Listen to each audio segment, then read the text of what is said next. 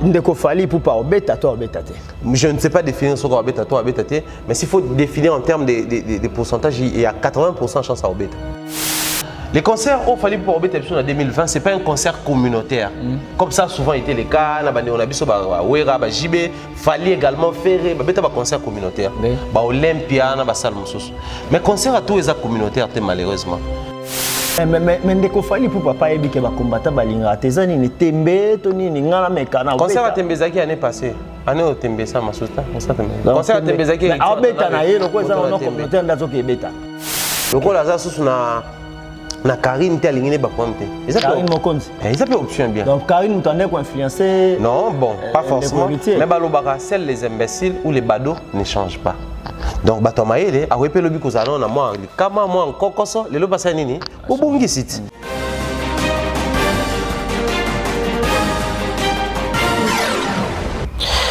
topesi bino matondo bino bayebo mesana kolanda biso na Chelvi TV ezali channel kitoko eza koyela bino ambiance gaieté sourire babiloko kitoko mabota mabino botika topesa merci mingi na Sheila Vita depuis France balobi la baronne grand prêtre mère balobi merci mingi pour na geste pour ba geste leki tellement ébélé topesi openza matondo koleka merci à Titika Dima wazana sima ya caméra aza ko assurer réalisation ya émission oyo et botika to ebisa bino ko tango bino soto za kalbosa betando ekena bino seketo na makambo bien makambo kitoko oyo tulukaka to sombi kina makanisi biso na bino na yango kasi lelo bokotuna biso toza na basangoni makambo nini oyo toyeli bino pona ko tefela to ko sombi kina makanisi et ya yambo tozali kolobela bongo mambi ya concert ya ndeko Fali Ipupa bokotuna mais comment à côté sous makambo non toza koloba makambo yo parce que ça fait très mal nous sommes tous des Congolais et senga kana biso penza soki makambo za okene malamu te tulukaka to mema lumière to mema pole pona ko chali tono na makambo o bato tonso ba ko koloba malamu te biso to koloba yango penza malamu mingi kasi ndeko Fali Ipupa ko beta bongo azali bongo na milulu to concert na mokolo ya le 28 février ya mois oyo na Zénith de Paris kasi ba nous za ko bima ebele bande ko ebele na Bercy plutôt bande ko ebele baza ko luka bayeba pona ni ba nungu wana eza ko bima ba combattant ba ko boya pona nini ba combattant bande ko telemela ba congolais ba musicien ba kende ko beta na mikili ya poto parce que tozalaki na inona ndeko Kabila kasi ndeko lelo ndeko Kabila za lisusu te zali bongo ndeko Tshisekedi mais ba combattant ngo baza ko résister puis baza ko koba kaka na ko telemela ba musicien na biso ba kende ko beta na mikili ya poto mituna ezali ebele to ko sola yango andeo ya wana tozali pe na likambo ya mibale oyo etali bongo rencontre ya ndeko Weranson na mwana na ye mutabimisa ye ndeko héritier Watanabe ndenge bakutana ki toluka toye ba rencontre na bango wana est-ce que ezalaki par rapport ya matanga ndenge bakokutana matanga ou bien ezelo comment ko planifier ande to ba moi kabal moko bwelo mo ebatamaki na scène yango ba dévoiler troisième point na biso to ko simba ezali bongo buzoba autre comme komona na presse congolaise ça couper sa biso pasi etango biso tozwa ki déontologie journalistique ba biloko nyonso to yeba ki yango te to komona lelo bitumbe ko na plateau pasteur yo journaliste Alvin oyambi pasteur Baraka Mogisha pasteur abeta yo na plateau. Non, nous les journalistes c'est au téléma. Il faut tout le bango, tout dénoncer et puis tout boyer en tina dernière énergie. N'engwana ezali 3 points auto ko simba. Na émission na biso, nazali ngai mon côté, je suis avec un grand homme. Na batena benga grand homme de Dieu. Un grand homme na milieu ya presse ou bien parce que so que na milieu ya ba musicien za na milieu nzamba za na politique azali et il réfléchit très bien, il parle bien et azana banalise à kitoko zali bongo yanga indeko confrère ami Thierry Mombaya ou azali bongo mokambi ya Africa Mobimba Télévision ou s'appelle ça kabino yenda za mobianga na biso ya émission ya lelo mbote na ndeko Thierry Mombaya mbote ndeko John mbote également na ba ndeko so Orlando biso merci pour l'invitation. totondi matondo ndeko tiri mumbaya to sepelaka mingi penza ko benga yo na ba sujet lokola o toza nango omokoma lelo sujet na biso ya yambo toza ko lobela bongo milulo ndeko fali pour pas organiser le 28 au na Paris et bandeko ba combattant ba ko boya pour to benga ndeko parce que baza ba congolais to éviter ba wela ka nini ba lukaka nini e ko tinda bango ba telemela ka ba biloko ndenge wana ndeko fali abongisi déjà puis biso tout le monde na ba sport c'est là lelo bango ba ko telema ba lobi akobeta te so ya ndeko fali ezanini par rapport à milulo za ko bonisa. So ya ndeko fali ezali entre les mains ya producteur mairie et puis je vais dire préfecture ya coin oyo salwana accord à René Zali. Babeza Yuma ndem tazobeta. Yuma production bakobeta ye, Yuma production. Yuma bakangi awate. Non, j'avais déjà expliqué dans une émission. Yuma c'est une grande maison de production, bah ça la tourne à artiste. Ça n'a rien à voir. Rien à voir. Yuma déjà en français on dit Yuma. Ah bah ben Yuma pour même cas qui toujours en Albert Yuma. C'est ça Pogno production on va Matata Pogno. C'est qui Kabila production on va Joseph Kabila. C'est ça les Congolais. Aujourd'hui nous avons un sérieux point avec les Congolais parce que les Congolais ne veulent plus être en fait c'est cultiver, c'est documenter, faire des recherches. Tout ce qui apparaît dans les besoins sans pour autant vérifier, embrasser. Et c'est dans l'église, c'est dans la communauté, c'est dans la société, même dans les entreprises, même aux universités. Les Congolais n'apprennent plus. Simplement parce qu'on nous a abrités et bah PCB le lingue tout ça là. Allez aujourd'hui vérifier dans une université, il y a presque plus de livres pour la documentation. La mise à jour est ça la maté. Pourquoi? Parce que les Congolais lingani mambotanga te. Adage mo baso ngo bon pime la Congolais bongo bombango ata livre. Pour ata livre fanyo wana akofungola jamais ata tout monde ngo to na ba réception dans des grandes hôtels. Non, ça constat fait. Moi j'ai toujours dit membre ba fait concret. Oh et ça la maka. Kende to kenda to kutana na ba hôtel la minene banini tout ça. So bo fani ka boye, miso batutu TV. Mais na kata no kuta ba revue, banini tout ça, bataka on a ba réception. Kongola ko tanga te TV. Non ko tika no chaîne wana. Moi na deux personnes na réception, ba so chaîne ngana mona yango. Tozolo wa Kinshasa, tozolo kenda Matadi na ba biso ezaka moi bien wana bataka ba écran na kati. Deux personnes ba soigner pour na mwana mais biso on te mezaki VIP mo ba ko kaboela biso ba revue. Na suka tant que mi permet na okita batuni bandeko tangi biloko bo poni to bo sepe na ngo bo ko sala ba comment on dit ba remarque to bo observation muta tanga na été. Donc biso lelo yo ezali bongo bilili nde to kolinga. Voilà pourquoi nous avons une lourde responsabilité. Ya ko tant to koleka na télévision, tant to koleka na média, nous devons apprendre à orienter les gens dans la direction malama. Voilà, parce que ba on biso. OK. Alors ce qui concerne Fally Ipupa tout à l'heure je viens de dire sort na ezali bongo entre les mains ya les gouvernements français. La République française. Donc, concerne Ewana, ils ont engagé le gouvernement français. Non, mais normalement, dans la juridiction, il faut municipalité, vous allez informer, chef à caractère, vous allez informer, on va saisir le gouverneur de la ville. Le gouverneur de la ville, ça là, mon candidat, il y a une instance à l'école. Donc, il en est de même. Conseil a fallu pour Panakati, il y a Mboka France, ils ont sorti dans les alliés. Parce qu'aujourd'hui, déjà en premier lieu, les concerts au Fally Ipupa en 2020, ce n'est pas un concert communautaire. Comme ça a souvent été le cas, on a vu Wera, JB, Fally également faire un concert communautaire. Olympia, mais concert à tous les communautaires, malheureusement.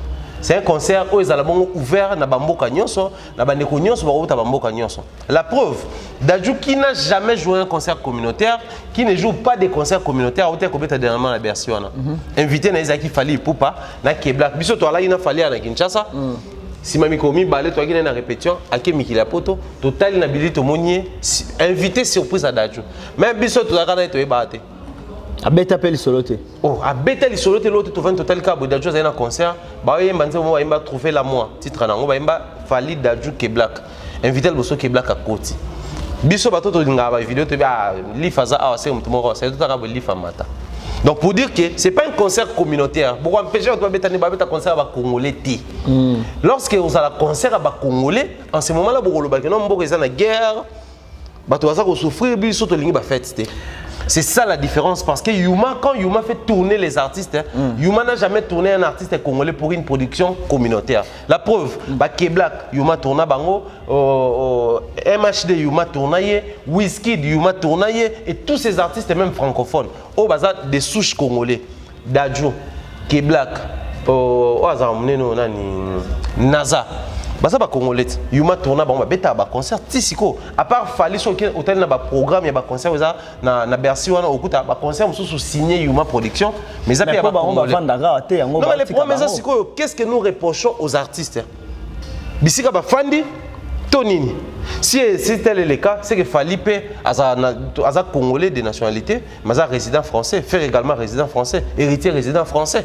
C'est que tout le monde est exempté dans la situation. Le problème c'est que déjà à la base, le concert est communautaire. Du coup, si tu empêches les Congolais de côté, mais ce qu'on a mis au concert à Fali, ils ont Congolais. Donc, si on veut les Congolais, ils sont Biana, Ivoiriens, Maliens, Français, Belges, Allemands, ils ont concert. Parce que les pays sont allemands côté concert. En premier lieu, c'est ça le problème. En second lieu, chez nous ici, toutes ces années où les artistes et musiciens ont eu du mal à obéir à la poteau, il y a une combattante, mouvement combattant, l'ingité. Mais surtout, toujours. Raison Zalarani. Raison c'est belé. Beaucoup ils ont bien été guerre na Esther, violé na bango, na ma famille. Et puis, ça, on a beau la bombe, momi, les fantômes, souper à mon mot. Bateau la banane, combattant. Bata poteau de manière générale. Mais surtout, bisiko, tout qui est na logique quoi. Biso depuis la nuit des temps, combattant n'a pas que lingate tout si ma secteur. Mais depuis la nuit des temps. Mais l'histoire nous rappelle que terme on a peu comme populaire comme public il y a combattant qui bon bateau il y a IDPS de partout bazoa mara ba benga bon ba combattant il y a poto tout comme en Afrique. Alors ce côté les combattants ils soutenaient beaucoup plus les Sphinx paix à son âme. Papa Étienne Tshisekedi ba combattant tout ba nous soutenir.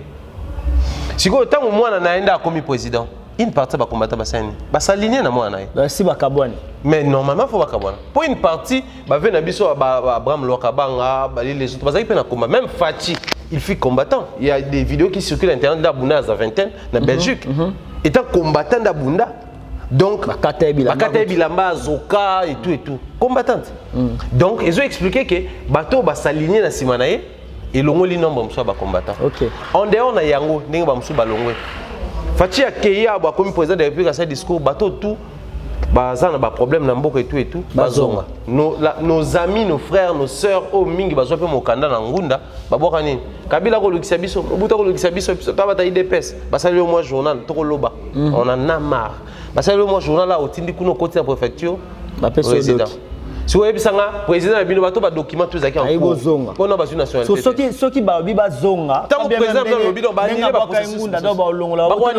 ce qu'il faut ça, il faut qu'on se pose.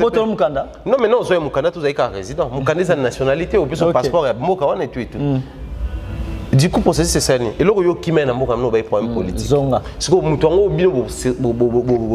un problème politique, qui est un président habité. Vous avez un société. Le gouvernement français, d'accord, bon, le dossier tout en cours, tu annulé, pourquoi c'est bon la militaire. So Congolais, moi, en France. Azoé d'abord résident aux îles, au Canada, nous ça la passeport français, passeport rouge. Bah moi même à foi là français. Allez paf, bokate processus. Mais c'est ce que nous vivons actuellement. Donc certes, il y a des bons combattants qui proposent des idées, mais le problème c'est quoi? Tous ces gens-là qui peuvent proposer des idées, les canaux TVT, ils nous suivent, ils comprennent que Pécho, malgré l'âge, ils sont dans l'ombre. Ils sont dans l'ombre. Non, ils sont préoccupés ensemble. Un Congolais qui propose des idées, qui veut devenir professeur des universités. Mandela. À sa recherche pour un master, à sa recherche pour un diplôme approfondi, à sa recherche pour un doctorat et tout. Il n'a pas ce temps. Les grands esprits discutent sur les idéaux et les idées. Les esprits faibles discutent sur Maramosa élémentaire éphémère. C'est ça le problème des Congolais. Masse majorité va discuter autour de membres éphémères. Or, les grands esprits devaient normalement proposer des idées. Ces grands esprits sont où? Nous avons nos Congolais, on va professeur dans l'université. Il y a un Congolais qui est ministre, il y a affaires étrangères, il y a intégration en Italie. Congolaise, nous soyons ministre Kuna. Pour aller à respecter Makambutu, clando, à Kenab clando. Clando venait à faux, à Kota Kuna, à respecter Norma Mboka, à Zumukanda. Elle représente le Congo, oui ou non? Si. Obama a représenté Kenya, oui ou non, aux États-Unis? Tout le monde a posté Obama va proposer à poster sur Kenya parce qu'ils appellent des souches kenyans. Donc, soit respecter ma démarche, à quoi postuler. Nous voulons avoir des Congolais comme ça qui nous proposent des choses, eux, pour changer Mboka.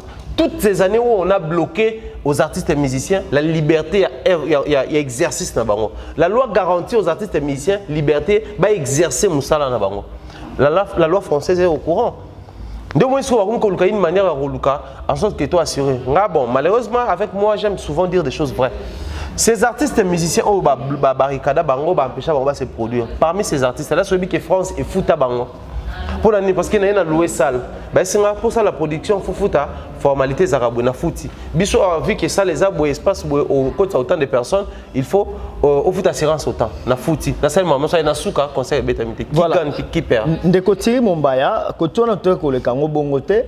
Tango ba combattant baza ko telema bazo boya ba misia ba beta bazo pesa ba raison na bango ba ko pesa bitumba et tout ce ko bango ndenge baza kuna na mekili ya poto. Est-ce que bazo sima manduki ba ko bundela mboka bisika baza kuna ou bien kaka na ba manifestation tango mususu ba misia ndenge ba betaka baza na ba ONG na Congo et ko sunga mbo ba kotsa kuna eza ko sunga pe ba ONG na bango wana ba bitike basi ba kufela mibali ba ko sunga na sima na yango mais bango ba ko boya bango ba beta baza ko pesa ba raison ya bitumba ba nisiko bango pour ani ba ozonga te ba ko bunda bitumba wana. Non wana il faut toujours on peut ba voler belé parce que moni au diaspora ya chaque mboka c'est importante parce que moni mboka nyonso mais bossé la on est ndenga bien. Non mais bien na ma besoin dépend de bo définir la base na bino parce que dans chaque mboka ya mokili baza na diaspora ils ont représenté bon quelque part. Ici so bimo kuta OK al de la Gomboka oh la communauté française baza na mo ba soirée mo ba kuta na ka pe bo où il y a les artistes français des non mais to bima pe libana mboka to mona ande basanga na ka ba congolais je voulais d'ailleurs bon ba congolais basanga na te des si basanga na ka congolais sanga na te papa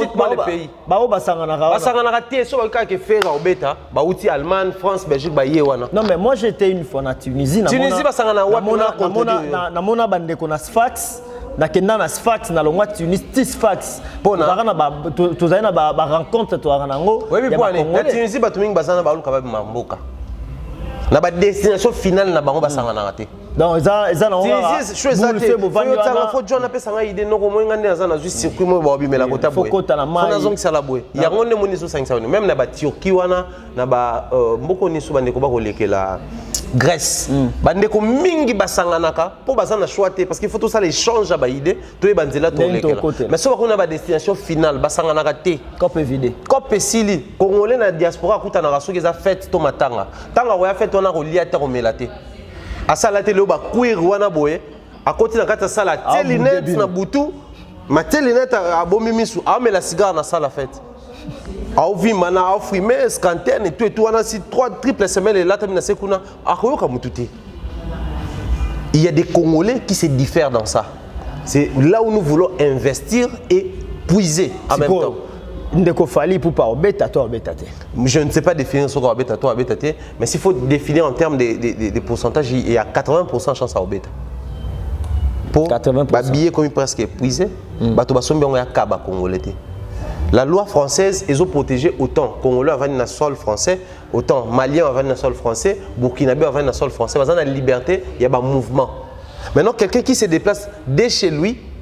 Pourquoi tu as concert moko yo ono ya mboka na yo puisque artiste émission za robeta za mtamboka na yo lingo empêché et les autres quand ils vont brandir ba souche na bango pour que nanga za français mais d'origine malien na côté ya boy. Maintenant que faire pour to style ça fléau oyo il y a ba combattant ba comment tika ba musicien na biso kimia ba combattant bango mongo na poto ba sisité biso ndé ah que faire.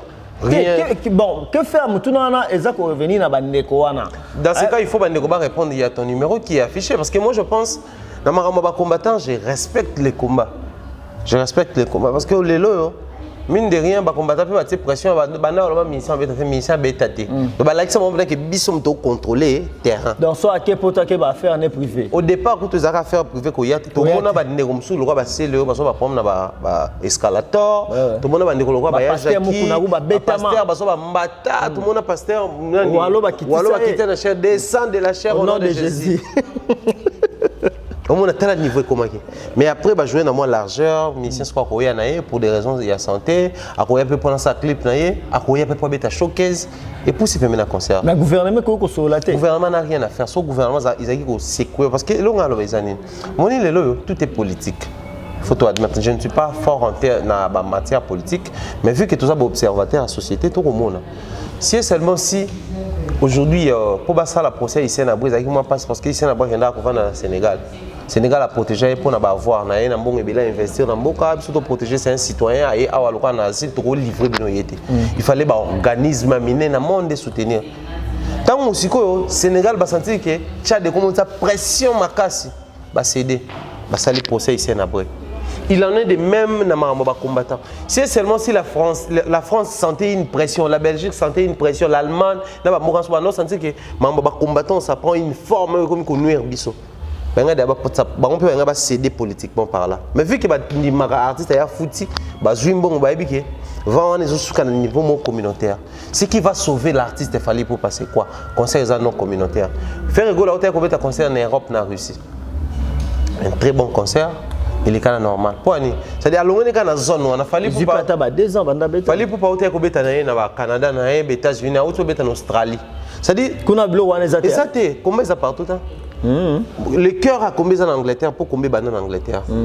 Pas pour Paul Mukeleng, je salue. Mon mentor Jean-Claude Longangue, je salue. Sandrine, il y a un journaliste qui s'appelle Pesimote.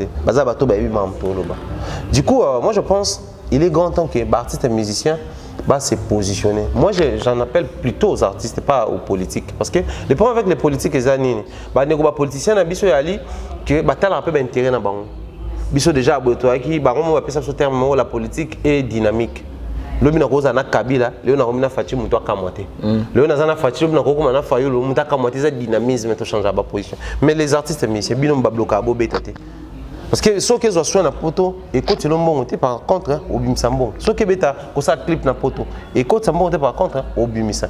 Mais ceux qui beta concert yo koti simbongo bato ba ka kote kawana. Ba kota ka mbongo congolais linga so aye face à la bien ça peut bien parfumer. Ba maison était kabilamba sika.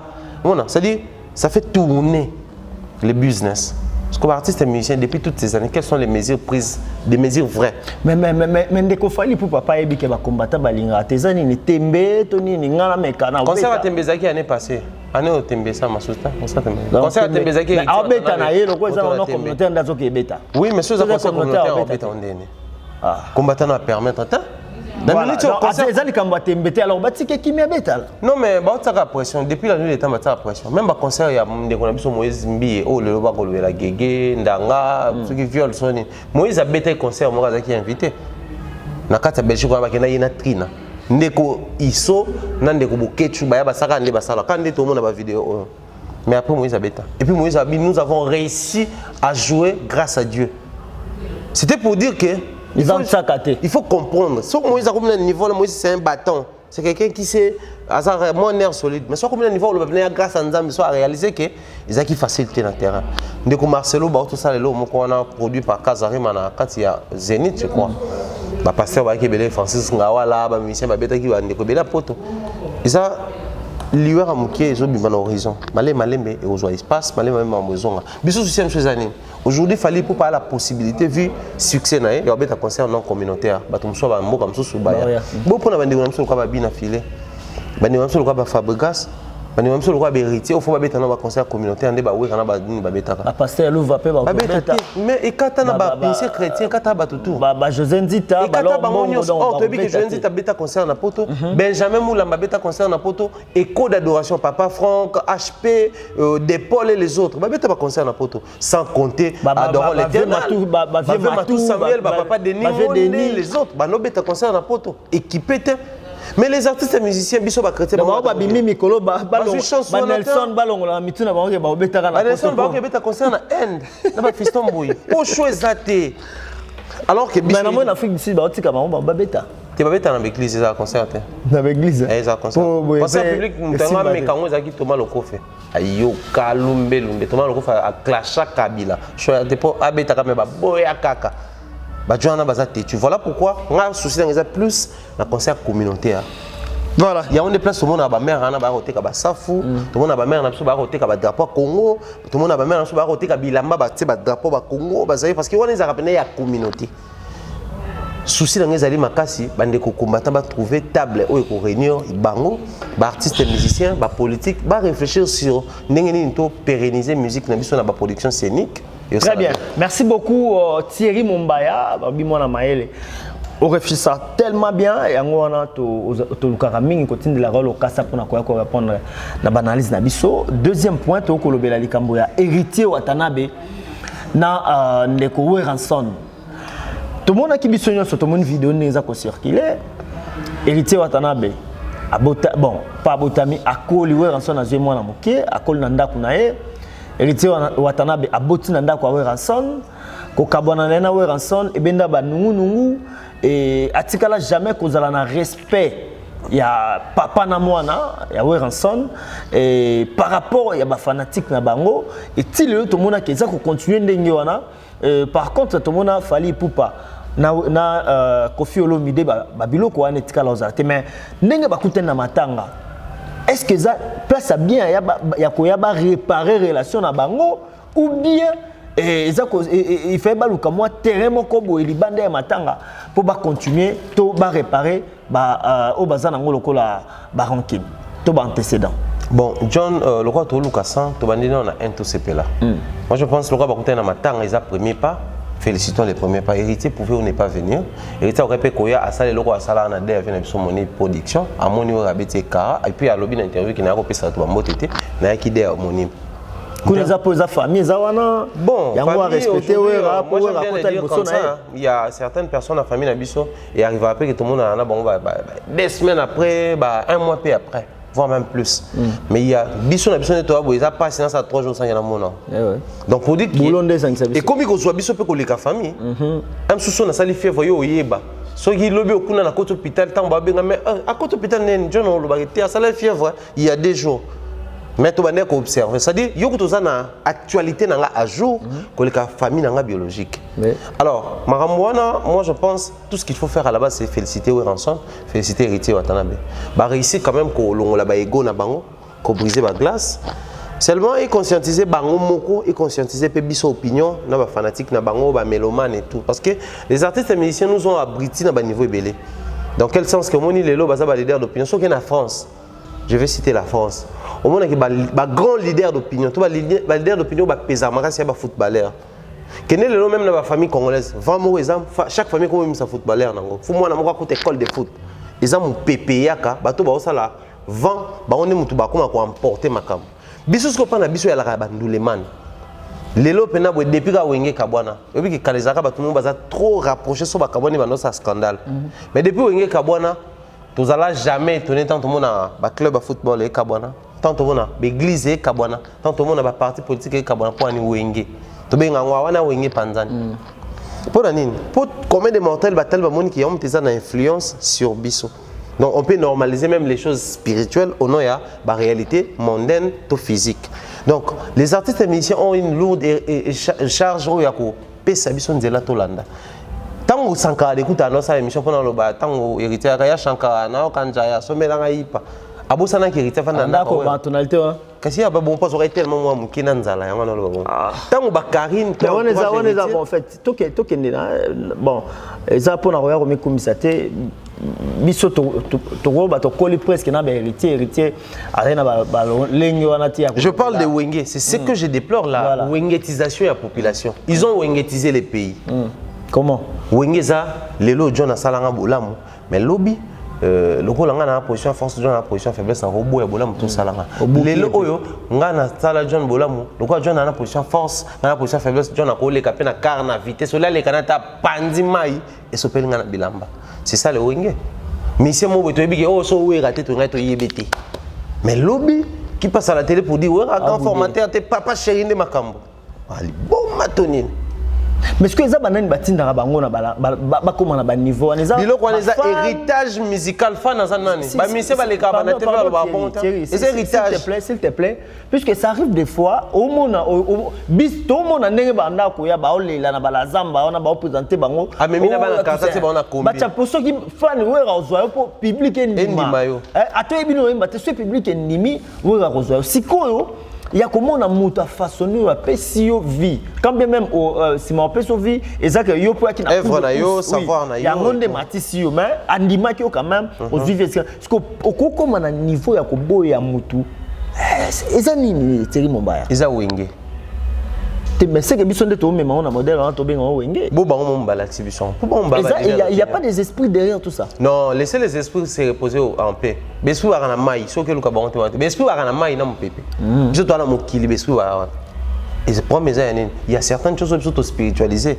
et à non spiritualité pour mes amis éducation moto ndinga boye même moi si on mona ka minga manka mobali so olande okaki pa mama na bango abanda pe ko manquer papa na ndako a hérité en po à coller l'environnement na motu na ye na nzoto neza normal que moi si a manqué mobali parlo lingolo banini les artistes et musiciens ils ont appris à faire ce qu'ils font là quelque part ba wera baza ba pona bango ba idole les aine ba vekest ve moi scanter na budara bato ba blo genre ba vekest ba zo esprit na balanga stars ba papa wemba ba juna jana na ba nous tout ça ba vena biso évolo ko joker ça dit et outil quelque part ezakokita maintenant les mal avec les Congolais c'est quoi ou les Africains d'une manière générale ceux qui n'a hérité leur mot panayo je dois perfectionner sans pour autant tenir compte nazo perfectionner nini na reperfectionner comme ça nazo moté mamabe na travailler on a ça l'industrie amité mamabe waze ko lobaki bato musu na Congo bana mité mamabe sika non ba ça te a passer l'homme na sachet muta oyi na yo o mituna oyi na nga makasi boto mona na wapi waze ko illustrer nga lobelo moko jour moko tambo na car edendi na libulu mutuma bele na azui yemo milobeli na zui pona sala nini poto yebana liwapi poto wela nini c'est dire mutia mabe sika tom so za ezangelo ko sala loko ezano ya sika na sale lango kaka tom so mutavera mbo yango ça non loin de là kofi tanga komba waze ko tanga komba kofi c'est la musique le problème c'est quoi ils doivent maintenant ya ko aider biso de moko biso tozaka na ba vie privée na bango té donc c'est que il faut pas problème surtout bazara na ngo à l'extérieur OK donc en privé ba coopérer les dessus ya ba carte na mo so to éviter. Depuis toutes ces années, tu es barré mais l'histoire nous rappelle que Bana JB à l'époque, Bana dans l'école, ils ont ceux qui chauffeurs à avant, Bana JB habite aux zones, ils ont comme tomé ma biso. Ceux qui chauffeurs à JB, il y a déjà qui n'ont pas eu le chauffeur à comité, Bana union sur exaucé, Gladi, Bana tout tomé ma bango. Mais tu es baké, tant au bozo sur la, faut pas tenir compte de ma pauvre famille na biso. Baby combien de nos familles kabon qu'on a bon. Ngana fana wera ngana fana jibe toyo kana raté non ndenge pe basola na bango te ezaba mascara dani wera we jibe anniversaire à sali vidéo jibe wera sala non mais wana siko eza place bazo manquer le professionnalisme place pezo boma biso jibe tant wera sala c'est ba yebisa biso mutali boso comment ezana Patrice te jibe frère Patrice jibe mta orienté place baza poya donc pour dire que alors là la teso avec mutuna nsone ana problème ouais on a bien mis surtout moi ça dans un piano donc on a bien il y a des beaucoup compter dans zoé pour te réunir musique il y a déjà dans zoé biso siko problème sur yani biso ta la auto monde na miso place ba kuta na to monde na raté place ba na aller dans restaurant to monde na raté ba tenir compte na biso que biso to na mawa ba que biso mawa moi lelo ba to scandaliser kukuta na héritier na wera to bosa na ke héritier pas bota na famille wana wera pas bota na parce que ayaki pour bota na famille wana bon et ça peut normal attention abota JB pa yaki wana abota na famille wana nana ketchup pa yaki wana représenter fali JB soki ayaki pour jiba benga suivre pata toujours que au moins si na biso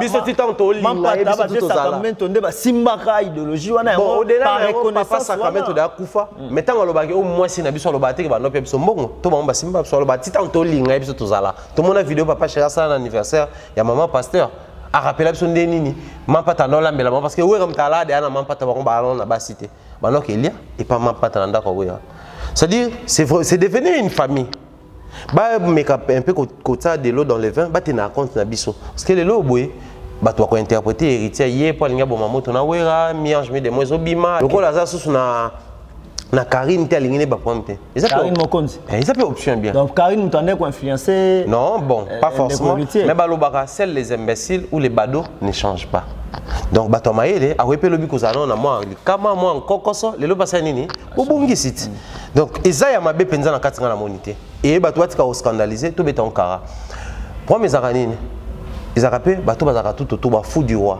ah John wana nga alia na simane po ba na tena titi ne ba yoka ni ba meni nga copte non biso to na makambute biso to lia nenga nini fona biso noko titi abola ka yo fort ba ko ba lia ka wana Et j'ai aimé de Donc, voir c'est que fan de Spiritas page où créer la capé héritier ba problème. Mais ba poster ba lobby conflit ya ouais rançon na héritier beaucoup taraté pour baza papa na mwana. Voilà, conflit à Ranson Bandeko, beaucoup taraté pour baza papa na mwana. Donc vie na bango musical, artistique et ko babé le lenyana elumbe lumbe et bisoto sepeli na acte oyo. Donc bilo kwa boye tant to ko mona ngo bino bobi malwa par exemple il y a ko silisa o batu balobaka na cc et osala penza malamu mingi. To mona pe lobby we Ranson ayembi na mwana na eli susu. Et ça héritier watana. Oui, tout le monde a fallu andaki wazaki militaire a fallu depuis babongisa na Kofi andaki concert Kofi Kofi amata concerné na Braza Kofi est concerné na Kinshasa. Donc papa on mikiti ça bato comment ba fallu yepe ki Mobutu a boya Kofi mais to vana ka concert mo ya RTNC pas fallu ya concert à 32 ans pas fallu ya et puis fallu bato tout ba ki fallu za Congo te donc concert à 32 ans bato tout ba ancien ba sauf fallu tout ara ba kita na aéroport comme même pendant avec quadrat ndeni ba expliquer ne valati palati bon basket mo na quadrat c'était soit son bango ramba mo to ndeni abimela biso bon na podium et ça l'a bien donc ndenge zabanda ki sa Rolanda mais il y a toujours des exemples à suivre ndenge rita saliwana j'en appelle également la bateau tout balonga pa wera na ndenga mabe ils doivent toujours se saisir dans l'occasion comme on en a approché ndeko Thierry omoni bateau tout na aux analystes au sala bateau tout oyo ba kabwana kamabe na bateau ba sala bango bolamu obi qu'un gratitude à ramabe penza koleka. Bon en termes de gratitude moi j'aime pas trop glisser là-dessus parce que moni les moi il y a à boire et à manger quel que soit les problèmes est-ce que vous pouvez avec modération même Nzambe na justice na zolo baté que son muto sali o mabe ozongisele kaka bolamu babine to ndela pona baini na biso tozongisa na mabe na mabete osali na mabe nazongisa mabete mais bayebisi na pete ke nazongisa lo bolamu attention ndeko Thierry non John faut se mettre en d'accord place wana bible lobi tozongisa na mabe na mabete mais lobi te ke mutasali o mabe zongisa le bolamu te non c'est que contraire ya mabe za bolamu te pas forcément entre les mal et les biens il y a un espace où on a faut exister. On est en réflexion à Thierry puisque oui mais après on a la famille baza ba leki ba fait ya ba Kofi il faut ka ba on ne ba ya ka sala ba Kofi bolam ba obligé ta oh mais ce sont tous nos citoyens nos ambassadeurs au Salé Makende quand même koloba tende fallait alobaté fallait à ta place monter dans le yo kaye alobi à moins que na mikosa na yo ka place mais so pe na c'est une émission oh héritier sala boya o réalité ah mais papa omoni makambo to koloba batu bamema batu ba terrain neza bato balandaka biso. Maintenant c'est là où nous responsabilisons les chefs parce qu'en français on dit il y a pas de mauvaises troupes il y a que des mauvais chefs. Merci même moi attends sanka afinga bato asa troupe na et oui ça là musane yango na futa rapport nango de même faut vous permettre de payer héritier pour tout musuba finga. Merci beaucoup Thierry Mombaya mwana maele merci na bino surtout bozo na biso de partout toza ko continuer ko koba be ko koba na kosombi kina makanisi na o etali mambeza ko lekawa actualité sur actualité donc biso to koloba be bosolo pona sima bosolo to ebiteni ne bata makaseke lokuta biso to abata bosolo ndeko Thierry Mombaya to comme na point suka et ça passe na motema ya mona leo ba pasteur ba mobeta ba journaliste to mona ka yango kaka et pas ba musicien to mona ba quadra ba beta mark ba gimole ba bamba bango ba kita entre bango mais l'autre moni yango na kati elanga tata un homme de Dieu wa mi benga loin de Dieu un homme de l'église bon homme de Dieu te ndeko Thierry Mombaya ba propos ils ont engagé parce que ba benga que serviteur de Dieu mais un homme de l'église apôtre ba comme ça écoute apôtre matin niveau c'est comme bishop plutôt parce que apôtre Baraka Mogisho Mogisha c'est Mogisho na ba pour nous ça comme Baraka Mogisho oyo ba bengana na este bengana ka na este papa laisse-moi le temps de parler na boyi kasite on na présence ngolo ba makambo eza fouette ngai okoloba oza plateau na nga s'il te plaît plateau non je permets mais na s'il te plaît soit modérant ba retirer autorisation soit modérant ba bengana Baraka Mogisha na este parce que bisala salele kaki aye on a Kinshasa aye na Kinshasa est-ce que kopé sanga yi temps na loba aye na ba mais on a question tout na ngana tiko tout mais le monde yo loba nga pe na contredire parce que ton émission analyse tu peux pas me contredire na plateau non na liberté s'il te plaît ndeko Thierry Mombaya je te respecte beaucoup tu es très intelligent poli pas bête nga journaliste c'est journaliste na bi ko za poli taper prochainement eko bananga nini alinga ozonga itabanga ngai ndeko baka na bitumba te azoyo papa ndeko non bino bozo komisa bango te tu ba ko beta bino na plateau na mukolo meka à la base dans un moment matete d'accord et pour Kuba je suis un bon lutteur ndeko baba éviter biso pour la bongo zala kimia ndeko Thierry Mombaya chama ina ver Baraka Mogisha akoko koma na niveau pourquoi mtakotikile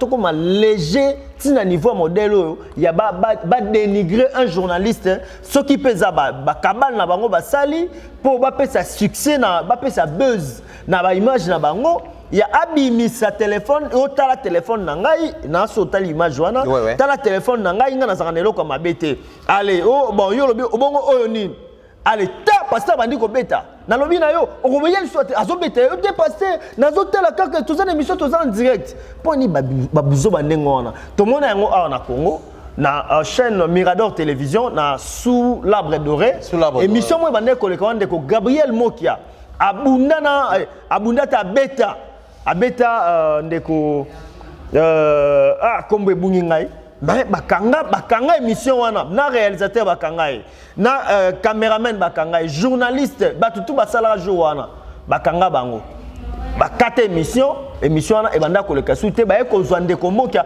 bakotisa makala ya bakota makala tazonga makala bazongisa makala Gabriel Mokia zonga makala pona émission na siko modèle oyo ya pasteur Mogisha komi ko yana ngo et comme ko bangisa biso ba journaliste si on n'a pas côté l'église moi bamoni botanga comme on bien ndetolo abandi ko beta alors il faut to comme côté le meilleur siko ezaleli wana ou bien analyse non ko sala na fait oyo ndeko Alvin Bia quand même Baraka Mogisha za mkolo na ye aza pasteur ba bibaza ba ene na biso dans la foi attitude ndeko journaliste azaki na ngoli bosso ya pasteur analyse non sala. Je félicite les respects à Alvin parce que normalement moni musa to salara toujours devoir respect belé na bandeko ba Holanda biso disposer de leur temps pour Holanda biso na communication et service il ne faut jamais prendre les téléspectateurs pour un acquis baza bato to zui na emprisonnement il faut ta la biso voilà pourquoi par respect to commence à par couper ça bango mbote et puis ko remercier bango ils ont l'accepté que boza acquis na biso te beaucoup ta la tout quoi beaucoup ta la petit n'êtes pas obligé mais sikoyo les respects wana ils ont impliqué makambo belé ils ont impliqué la déontologie l'éthique pour permettre à ce que Moussa Tambo Penza na ndenge longo bani. Je me rappelle le général Kanyama à l'époque Kazaki na Ipekin inspecteur provincial à Kangara ndeko Karine na Edingo Motonangenge simplement parce que ça scénario Bunda na plateau émission. Voilà. Partir au Bunda on est quand même pas na TV, il est quand même internet. Mais le général a interpellé bango et a besoin comme ça la teinte dans la bonne mœurs. Bateau boza public, vous n'êtes pas appelé au sein de Makamboana autant qu'ils ont cadré ou approprié pour la Makamboana. Les personnes publiques, le disent soit juste Sélémani, personne, toi je viens à Bissou à Matete, on a les cabo à cabo, toi tu vas bundi. Oui, oui, bah bien. Non, moi la Matete à la base. Il faut Simba Kiss, non? Donc quand tu sais qu'il y a Kiss, quand il y a un spectacle. Il y a des petits côtés trop. Mais en réalité, quand il y a un sport, tu vas battre à parenthèse. Quand il y a un moment, un spectacle. La majorité de tout ce qu'on va faire, un spectacle, c'est un lutteur. Mais en réalité, quand il y a un spectacle, Michael Tyson, son abo santé, Abunana Goldberg, combat mon pour ça, un moment spectacle qui parle en discipline. Donc, tout le monde c'est un spectacle. Il y a un moment, ils ont un spectacle pour préparer. Oui, c'est le spectacle, mais les conséquences sont réelles. Dans ce cas, il y a solo, mais il y a un spectacle. Donc, côté on a tout le monde là, qui même dit qu'il y a un spectacle à l'hôpital. Koba. Tout démystifier pour aussi peut coller. Tout le monde a besoin de pétro. Tout le monde a besoin de alors, s'il faut revenir. C'est l'image de l'église actuelle du Congo. Moïse Mbi qui petit à petit a bon traîner dans le domaine de la justice, a image de la ternie, un pasteur qui passe à la télé pour défendre un cas comme ça. Il fallait que ça ait la sagesse de Mingi. C'est que ça la m'a bien n'engagé bimisa il fallait vendre na boloko. Bon, on a évité la justice, il y a Brazza, il y a soit résolution, parce que tout le monde a ambassadeur, c'est que c'est Christophe Mouzourou, donc on a évité. Mais, image à l'homme de l'église. L'église, non, tout le monde a été la RTNC, c'est les bars au milieu du village, terrasse au milieu du village, l'église au milieu du village. Église au milieu du village. Et ça, c'est un centre d'attraction. Ici, quand on va tout, il faut passer à or, quand on parle d'une église, il y a une image à Bissiko Batoubaraka pour c'est-à-dire qu'on adorer être supérieur dans Bango. D'une manière générale, tu définir en gros, en détail. Alors, un homme de l'église comme ça, c'est quelqu'un qui doit normalement être irréprochable. Aujourd'hui, nous avons des stars de l'église, nous avons des personnes intouchables de l'église, parce que Bisso Mokonde Bandimi, tu peux si bango position. Si on est un journaliste, pas un mondiminé, si on imagine Bandimi, niveau Bambata Bazouara. Ce que bandimi bazwa bambata, ce que imaginer ba collaborateur ne niveau ba yo soko lo babongo na obo ya te pona na mona déjà ça na émission c'est comment en fait na meki ko analyser te papa ceux qui muta so beta mona ba voisin c'est banemo de assez bazwa kama kambwa do beta bana na lemba bana ba voisin commence par soi-même on soit beti Alvin c'est que ndaza wana ba Cédric Ngongo Batona tout bala pour la marabambata ko soit idée. Maintenant je m'imagine ba papa le roi bongo, ba fiancé le roi bongo, ba responsable le roi bongo, Dieu moi beta bambata, simplement qu'à poser pasteur. Et ça qui Jésus a robeta na temple. Il y a pas beta batuna église n'est pas émission, j'espère que ça mène église. Et surtout toujours la Alvin. Lo les ofuta bonzambe na bonzambe, une émission chrétienne, un monsieur connu na makambo nzambe. Qui permet ce genre de bêtises. Parce qu'il y a un bisou. Moi, en tout cas, jusqu'à preuve du contraire, je mettais la position qu'ils ont monté de toutes pièces. Pour même attitude de Alvin, au monde, on dit ah papa, il a m'a bête parce que on est au pasteur, on le gars se défend. C'est pas il y a un Nico Bambata. C'est comme si maintenant il y a qui va Bambata Tonine. Ndeko tie nyonso wana ti basali yango suka na repose en mbongo tonini ou bien son succès même son mbongo tes succès je pense pas même son mbongo nous devons toujours tenir compte que les logo il y a humiliation modèle le logo John Fambaza Boué a marqué histoire na ye chaque jour tu vas que cette histoire toujours comme bana ba ko kola ba leki ba ko na sima ba se référer na biso aujourd'hui Alvin a inspiré beaucoup de jeunes na maramorsa ba chaîne chrétienne parce qu'il faut tout le bagage Kazare ma depuis exista ba ça n'est pas kita na bango mais comment qui plus ba chaîne biso da rato sang ça maramutu mais Alvin ne bena tikala kaka wana ye mamka ba chrétien ba Tiffany kutu ba yebani na sima Tiffany succès ya boye internet ça sale en sima c'est une fille to yeba mais il y a succès tant comme na mo ba piken ko simba ba sala nzambe mais Alvin sans même qu'on va témoigner contre Bassa dans Bassa de succès. Si comme tout le monde a un modèle bon, mais tout ça quand même dans le moment où tu dis que pasteur moi kolaya tomboli zipolaye, c'est un pasteur pardon zipolaye les sous à zobanga hôtel ma. Na moulaï Alvin baraka grosso que là ta awa. Oui. Donc ako kangé na kingo a tomboli a boaké les ban église na. Tu souhaitais violence c'est ça la maté. Mais nous devons apprendre à respecter bateau pour ça le métier noble. Journalisme, mais ça me noble. John, moi je me dis, au l'université de Kinshasa, au bateau ça là-bas année élastique pour au Vanda, John moi béton à plateau. Très bien. Ça je ne permets pas. Donc, biso nenge to moni yango, Alvin nous doit des explications. Ou soit il faut saisir justice. Il y a deux options. Soit après ça des explications, ou repousser surtout limbisa. Les prophètes Baraka, il faut saisir justice, toi accompagner la violence voilà. Bako violenté na plateau boité en direct. Est-ce que eloko ne ça que Karine Mokonda ko ta prison na parquet à Kalam. Ça parce que akutaka Mike Lokamba sa l'émission, il y a hier bazo filmer abani ko bundisa Mike. Bazuka vidéo na ba mis en justice. Et kanga Karine. Sikoyo bango ko ba vidéo ezali. Bon, il faut faire cette explication sauter to permettre de pour année parce que mon lelo to comment ya moko boito ko quarantaine John mais surtout ko ta une église. C'est moi c'est parce que l'église c'est sa place toujours à moi battre le comment moi na obela moi ça so ni na kena église au ko silika mais ils ont quand même église au kiti parce que ba joana mambasa la ngwana mais nazo ndeko tiri mombaya nazo lobana passe na motema nazo kokate ko analyser biloko ko te faire ande ata yo ka ba beta Ah, nga Baraka nga sentir. Là je te dis la vérité. Baraka Mogisha. Na convaincant na nté na milliard ba. Face de prophétie pour Moni Baraka Baraka baza infiltré, j'ai dit ça à la télé. Na ngai Baraka na ndima ke to kwa Nzambe.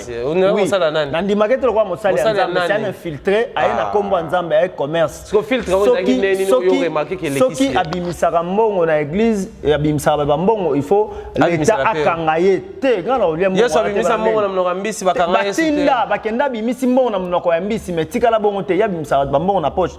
Biloko wana so za ba tokozwa mikoleza koya ndeko mikoleza koya tokoluka to tia point na makambo ya kasi to sukisa na koloba boye.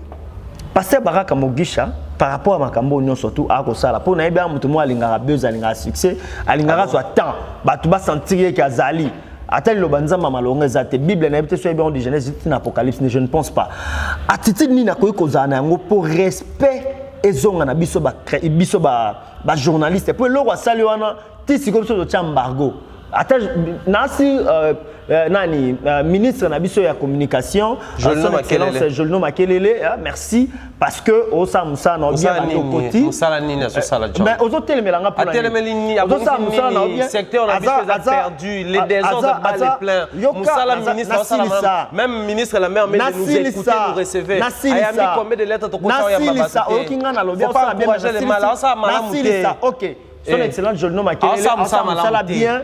Par rapport, il y a un compte rendu en fait, il y a je ne suis pas de ces sentimentalistes. S'il te plaît, les journalistes au Congo, Jolino Makelele a kosa musa malamu ba compte rendu za koyela biso tango nyonso ba sala ba réunion papa ndeko ba kosa ba réunion na bango ya ba ministre tango nyonso la biso compte rendu ya wana étant les porte-parole du gouvernement mais étant ministre de la communication média qu'est-ce qu'il a fait de concret? Sois calme. On peut être ministre mais en même temps porte-parole du gouvernement mais étant ministre de la communication média à réguler moi je n'encourage pas le mal papa on n'a pas encore eu un ministre de la communication média compétent dans ces pays. Merci. Depuis biso to na musala. Merci beaucoup. Alors eloko yo Baraka Mogisha sali nana poso kanga télévision na ye. Ah ça c'est kanga no télévision na ale kana. Est-ce que l'oiseau prévoit son d'abonner kanga TV abonner na TV ale kana TV mon côté na chaîne mon côté télévision te Baraka Mogisha le kasiko tim ko la ko expliquer biso et puis a sengi il faut senga pardon. A senga nani? Public a sengi pardon na biso ba journaliste a télémeli journaliste. Ende kuna ko yamela émission ça senga pardon. Ta ko beta pe nde o comprendre. Ah ya manga te pe a be mu ko be tanga nde bo sentir qui est John Forme.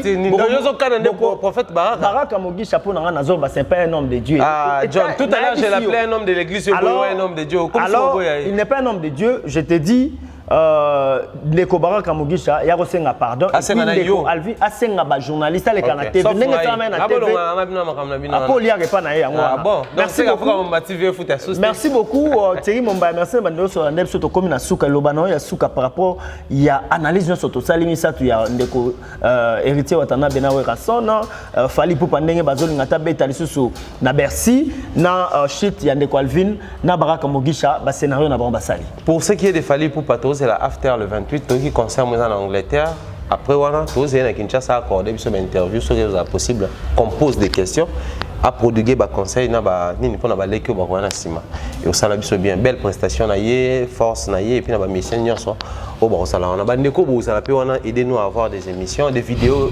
plutôt pour tout analyser quand on est misana na Kinshasa pour biso to on a visa et à France et pour Schengen kala tote. Amen. Yo ça rappelle Moussa Nzambe mais je trouve bête ngata to remonter mais et comment problème pour ce qui est na ndeko héritier dans ce OK faut-il dima pour choisir yo ndeko wera to pesi bango félicitations c'est une très belle image pour la culture na biso makambo continue bon pour ce qui est de Ndeko Baraka Bible zolo ba un enfant de Dieu doit éviter toute forme de colère toute forme de colère. Un enfant de Dieu doit éviter toute forme de colère. Il faut éviter nos kanda. Parce que sous la colère, est-ce que vous avez bien dit sous la colère, il y a des gens qui ont cadré et des mamans qui ont or, si vous évitez kanda, nous ça marche bien. Même dans les sportifs, ça va bien la compétition. déjà ta babeti au place au linga te babeto éviter kanda pour que éviter kanda peut si pencher l'adversaire comme beto pardon chité pe na eloko yo ya ndenge baraka zo côté la Moïse Mbiye alors Moïse Mbiye la liberté à côté la qui chité na seulement ba propos na ye on reproche ndé moto on a reproché tant l'autre thème la Roger bakazo bengi Roger Mpuku et puis allez ensemble bozongi ça Roger Mpuku ba to bozongi si Roger Mpuku je me demande banani ba la église wana nzambe na ngai Thierry Momaya pena ya pharaon ya mobimba boy nazano kuna vana église maboko te prendre maboko te ngakuna église no ezala somo tati vitamin na lobaka mente o amen ezani qu'il en soit ainsi yozo ndimisanga makambo selon ka penser na yoto selon ngana oyoka donc les gens doivent se respecter je pense qu'il y a onde sala kimboka et kenda liboso to pesio matondi merci John Famba c'est que le soin si azongite to kuta na so wana ezaya sûr na numéro ya sika vraiment matondo voilà merci na bino surtout bozalaki baike liboso ya betando ike na bino pona kolanda biso na Chelvi télévision ticket kimia na kulu sumasi ya penza eumela o mabota mabino confiance bosala ka biso to kotika la ko décevoir na tamo ko mon côté merci na boss na nga na lo baleki boss ba voisin na ba voisine 1000 fois boss merci pour la geste Sheila Vita depuis France sans oublier François Fouamba bande konyo so bolandi biso de partout ce qui kolo sumasi ya azongite Tokutana bino micro mzali ko ya titika dima à vous l'antenne ciao.